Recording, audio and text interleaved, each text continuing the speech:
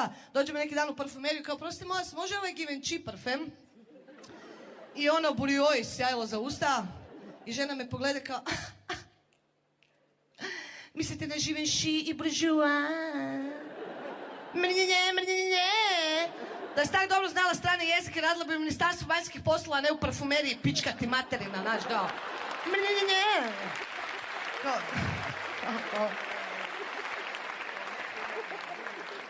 Moram nešto podijeliti s vama, ovo uopće nije u fori, ali moram nešto podijeliti s vama. Bila sam neki dan kod zubara, jel znate ono,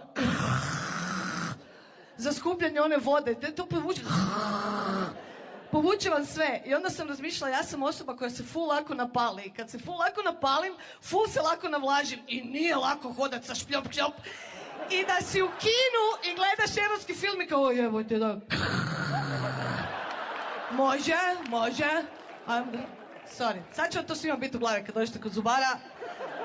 Ali kaj da vam ja radim? Uglavnom... Hvala.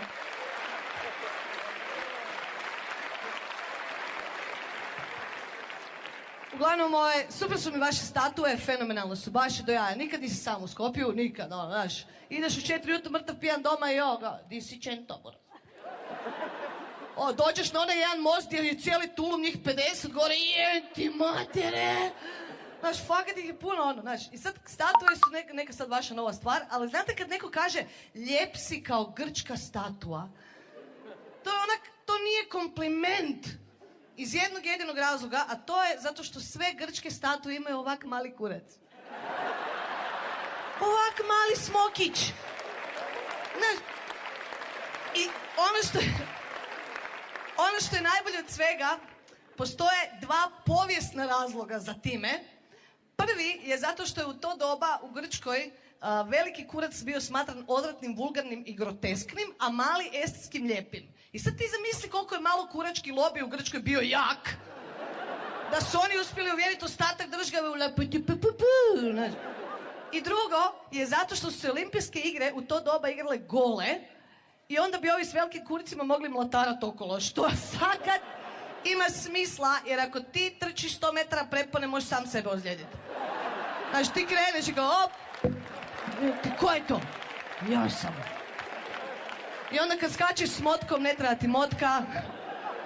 Kad skačeš troskok u pjesku, ostavljaš trag u pjesku, znaš, cijeli putem. Totalno do jaja. Da, i Grci su imali te nekakve tučelos, jel svi znaju ko su tučelos i nek pljesnu oni koji živciraju isto koliko i mene.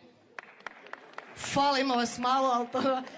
Ne, ti tučelos su meni svaka čast, radite što radite, probili su se full, nisu prvi koji su to smislili sve to, ali mene zanima kada će njih dvoje napokon priznat cijelom svijetu da bi jebali jedan drugog više nego Boga vidjeli. Jer nikad ne gledaju publiku, nikad nisu ovako krenuti kao ja sad mi baba sviramo, la. Nego su uvijek ovak, jedan drugom ovakvu facu i ga... Vidi ga udala.